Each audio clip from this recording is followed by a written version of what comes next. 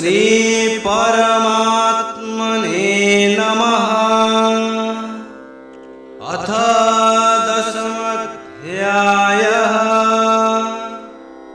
विभूतियोगो। श्रीभगवानुवाच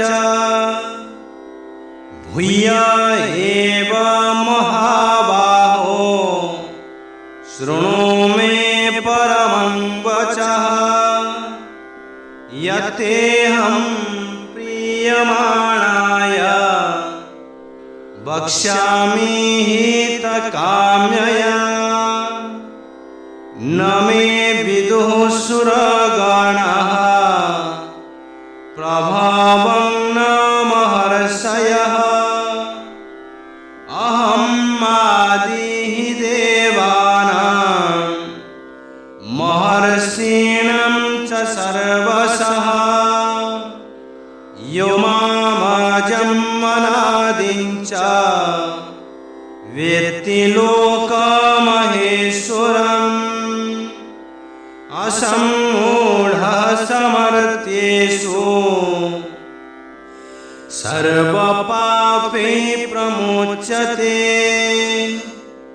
बुद्धिर्ज्ञानमसम्मोहः क्षमा सत्यं दमः समः। सुखं दुःखं भवो भावो भयं च भयमेव च। अहिंसा समता तुष्टिः तपोदानं यशो यशः। भवन्ति भावभूतानां मत्त एव पृथग्विधाः। महर्षयः सप्त पूर्वे चत्वारो मनवस्तथा। मद्भावा मानसा जाता येषां लोक इमः प्रजाः। एतं विभूतिं योगं च मम यो वेत्ति तत्त्वतः। सोऽविकम्पेन योगेन युज्यते नात्र संशयः। अहं सर्वस्य प्रभवो मत्तः सर्वं प्रवर्तते। इति मत्वा भजन्ते मां बुद्धा भावसमन्विताः। मच्चित्ता मद्गता प्राणा बोधयन्तः परस्परं। कथयन्तः समं नित्यं तुष्यन्ति च रमन्ति च। तेषां सततयुक्तानां भजतां प्रीतिपूर्वकम्। ददामि बुद्धियोगं तं येन मामुपयन्ति ते। तेषामेवानुकम्पार्थम् अहम् अज्ञानजं तमः नाशयाम्यात्मभावस्तो ज्ञानदीपेन भास्वता। अर्जुन उवाच परं ब्रह्म परं धाम पवित्रं परमं भवान्। पुरुषं शाश्वतं दिव्यम् आदिदेवम् अजं विभुम्। आहुरुष्वामृषयः सर्वे देवर्षि नारदस्तथा। असीतो देवलो व्यासः स्वयं चैव ब्रवीषि मे। सर्व सर्वमेतद्धृतं मन्ये यन्मां वदसि केशव न हि ते भगवन् व्यक्तिं विदुर्देवानदानवः स्वयमेवात्मनात्मानं वेत्थत्वं पुरुषोत्तमा भूतभावन भूतेश देवदेव जगत्पते वक्तुमर्हष्यशेषेण दिव्या ह्यात्मविभूतयः याभिर्विभूतिभिर्लोकान् इमांस्त्वं वाप्यतिष्ठसि कथं विद्यामहं योगिं तां सदा परिचिन्तयन् केषु केषु च भावेषु चिन्त्योऽसि भगवन्मया विस्तरेणात्मनो योगं विभूतिं च जनार्दन भूयः कथय तृप्तिः शृणोतो नास्ति मे मृतम् श्रीभगवानुवाच हन्त ते कथयिष्यामि दिव्या ह्यात्मविभूतयः प्राधान्यतः कुरु श्रेष्ठ नश्यन्तो विस्तरस्य मे अहम् आत्मा गुडाकेश सर्वभूताशयस्थितः अहम् आदिष्टमध्यं च भूतानां अन्त एव च आदित्यानामहं विष्णु ज्योतिषां रविरंशोमान् मरीचिर्मरुतामस्मि नक्षत्राणामहं शशि वेदानां सामवेदोऽस्मि देवानामस्मि वासवः इन्द्रियाणां मनस्तस्मि भूतानामस्मि चेतना रुद्राणां शङ्करस्तस्मि वित्तेषो यक्षरक्षसां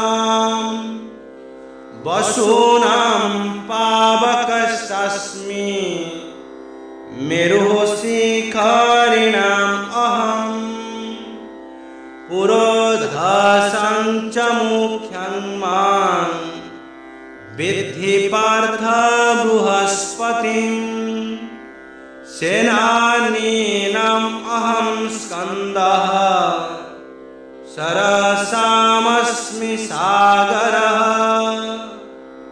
महर्षीणां भृगुरहं गिरामस्मैकमक्षरम् यज्ञानां जपयज्ञोऽस्मि स्थावराणां हिमालयः अश्वत्थः सर्ववृक्षाणां देवर्षीणां च नारदः गन्धर्वाणां चित्ररथः सिद्धानां कपिलो मुनिः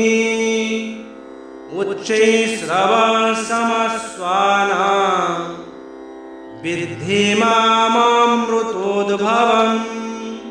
ऐरावतं गजेन्द्राणां नराणां च नराधिपम् आयुधानम् अहं वज्रं धेनूनाम् अस्मि कामधू प्रजनश्चास्मि कन्दर्पः सर्पाणमस्मि वासुकिः अनन्तश्चास्मि नागानां वरुणो यादसामहम् पितॄणां मर्यमा चास्मि यमः संयामतामहम् प्रह्लादश्चास्मि दैत्यानां कालः कालायतामहम् मृगाणां च मृगेन्द्रोऽहम् वैनतेयश्च पक्षिणां पवनः पवतमस्मि रामः शस्त्रभृतामहम् झषाणां मकरश्चास्मि स्रोतसामस्मि जाह्नवी सर्गाणाम् आदियन्तश्च मध्यं चैवाहमर्जुन अध्यात्मविद्याविद्यानां बाधः प्रवदतामहम् अक्षराणाम् अकारोऽस्मि द्वन्द्वः सामासिकस्य च अहमेवाक्षयः कालो धाताहं विश्वतो मुखः मृत्युः सर्वहरश्चाहम् उद्भवश्च भविष्यताम् कीर्तिश्रीवाक्च नारीणां स्मृतिर्मेधा धृतिः क्षमा बृहत्सामा तथा साम्नं गायत्री छन्दसामहम् मासानां मार्गशीर्षोऽहम् ऋतूनां कुसुमाकरः द्युतं क्षरयतामस्मि तेजस्तेजस्विनामहम् जयोऽस्मि व्यवसायोऽस्मि सत्त्वं सत्त्ववतामहम् वृष्णीनां वासुदेवोऽस्मि पाण्डवानां धनञ्जयः मुनीनाम् अप्यहं व्यासः कवीनाम् उशना कविः दण्डो दमयतामस्मि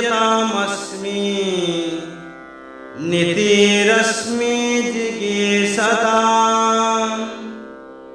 मौनं चैवास्मि गुह्यानां ज्ञानं ज्ञानवतामहम् यच्चापि सर्वभूतानां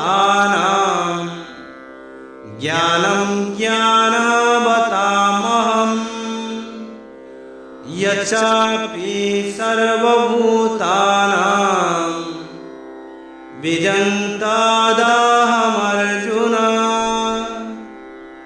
न तदस्ति विनायश्च मया भूतं चराचरम् नान्तोऽस्ति मम दिव्यानां विभूतीनां परन्तप एष तुद्धेस्ततः प्रोक्तो विभूते विस्तरो मया यद्यद्विभूतिमत्सत्त्वं श्रीमद्दुर्जितमेव वा